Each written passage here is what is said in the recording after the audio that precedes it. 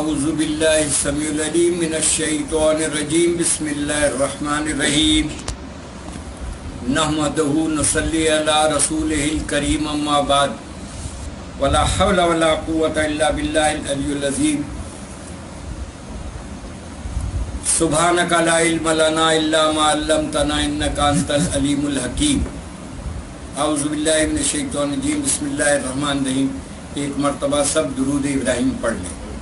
اللہم صلی علی محمد وعلی آل محمد کما صلیت علی ابراہیم وعلی آل ابراہیم انک حمید مجید۔ اللہم بارک علی محمد وعلی آل محمد کما بارکت علی ابراہیم وعلی آل ابراہیم انک حمید مجید۔ آمین۔ احادیث مبارکہ اللہ کے نبی صلی اللہ علیہ وآلہ وسلم کے ارشادات، ان کا مفہوم اور ترجمہ جو ہمارے اور آپ کے لیے مشعل راہ ہے۔ اللہ کے اس سے پہلے بھی ہم نے علم کے بارے میں اللہ کے نبی صلی اللہ علیہ وسلم کے ارشادات پیش کیے تھے۔ آج ان کو دوبارہ پیش کرنے کی ضرورت جس وجہ سے درپیش ہے وہ آپ کو پتہ چل جائے گا، سمجھ میں آ جائے گا انشاءاللہ۔ اللہ کے نبی صلی اللہ علیہ وآلہ وسلم نے علم کو تشبیہ دی ہے اس موسلا دھار بارش سے جو زمین پر برسے، زمین اس پانی کو اپنے اندر جذب کر لے اور خوب گھاس پودے اگائے، علم حاصل کر کے اسے پھیلانے والا ایسا ہی ہے۔ یہ حدیث مبارکہ ہے صحیح بخاری کی اور اس کا نمبر ہے 79۔ یہی حدیث صحیح مسلم، ترمذی اور مسند احمد میں موجود ہے۔ آپ دیکھیں اللہ کے نبی صلی اللہ علیہ وسلم نے علم کو کس خوبصورت اور بہترین انداز سے تشبیہ دی۔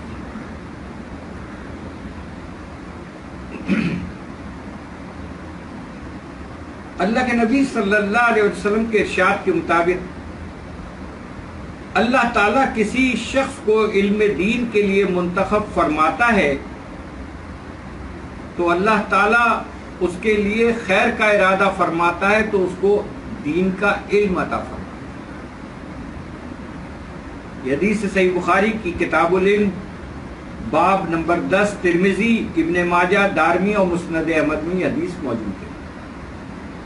اب سنیے اللہ کے نبی صلی اللہ علیہ وآلہ وسلم کے ارشاد کے مطابق جو شخص حصول علم کے لیے کسی راستے پر چلتا ہے اللہ تعالیٰ اسے لے کر جنت کے راستے پر چلنا شروع ہو جاتا ہے۔ اللہ اکبر، ذرا غور سے سنیے گا۔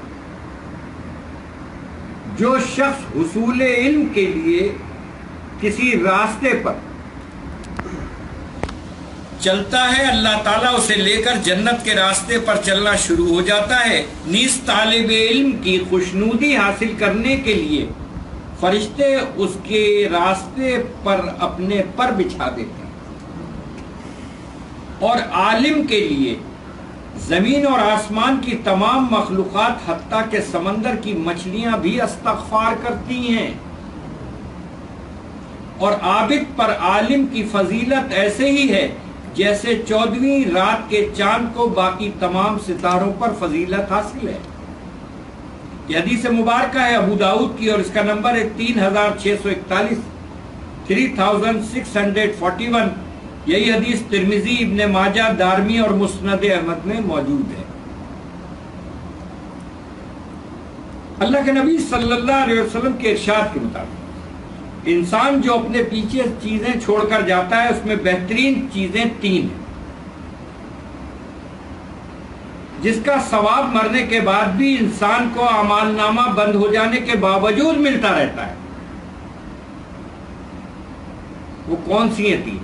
یہ ہم پہلے بھی یہ ذکر کر چکے ہیں لیکن بار بار ذکر کرتے رہنا ہی ضروری ہے۔ اہم ترین معاملات۔ نمبر 1، ایک تو وہ صالح اولاد جو انسان کے لیے اس کے مرنے کے بعد دعا کرتے، والدین۔ نمبر 1، وہ اولاد جو اس کے مرنے کے بعد اس کے لیے دعائے مغفرت کرتی ہے۔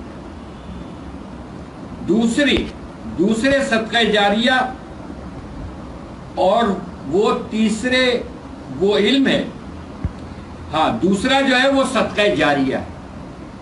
صدقہ جاریہ کیا ہے ہم جانتے ہیں, کہیں کوئی کنواں کھدوا دینا, کہیں پانی کی ٹنکی, کہیں نل لگوا دینا, اپنے گھر کے آگے ایک باہر ایک نل لگا لینا تاکہ کوئی بھی, یہ صدقہ جاریہ ہے. کسی بچے کے لیے اسکول کی کتابوں کا ہدیہ اور تحفہ کر دینا, اس کی یونیفارم, اس کی فیس, اس اسکول کے لیے جو اللہ نے توفیق دی ہے اس اسکول کے انتظامیہ سے کہنا کہ جو غریب بچے ہیں جتنے بھی ہیں جو میری توفیق ہے ان کی فیس میں دیا کروں گا, یہ صدقہ ہے. اپنے عزیز و قریب رشتہ دار ان کی چپ چاپ غیب سے مدد کرنا, یہ وہ سارے کام ہیں جو آج ہم دیکھ رہے ہیں ہمارے اور آپ کے سامنے. بھوکوں کو کھانا کھلانا, مریضوں کی عیادت کرنا, کسی فلاحی ادارے یا کسی غریب بستی میں کوئی ڈسپنسری قائم کروا دینا, کسی ڈاکٹر کو وہاں تعینات کر کے مفت دوائیں دلوا دینا, وہاں کوئی ایمبولینس کا بندوبست کر دینا کہ یہاں آنے جا, یہ ساری چیزیں صدقہ جاریہ. نمبر 3, وہ علم جس پر اس کے بعد بھی عمل کیا جاتا رہے. یہ 3 چیز. یہ حدیث ابن ماجہ کی اور اس کا نمبر ہے 241.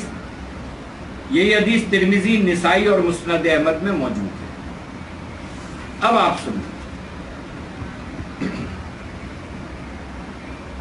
اللہ کے نبی صلی اللہ علیہ وسلم یہ دعا مانگا کرتے تھے کہ اے اللہ میں اس علم سے تیری پناہ میں آتا ہوں جو نفع بخش نہ ہو. جی, اس علم سے میں تیری پناہ میں آتا ہوں جو نفع بخش نہ ہو.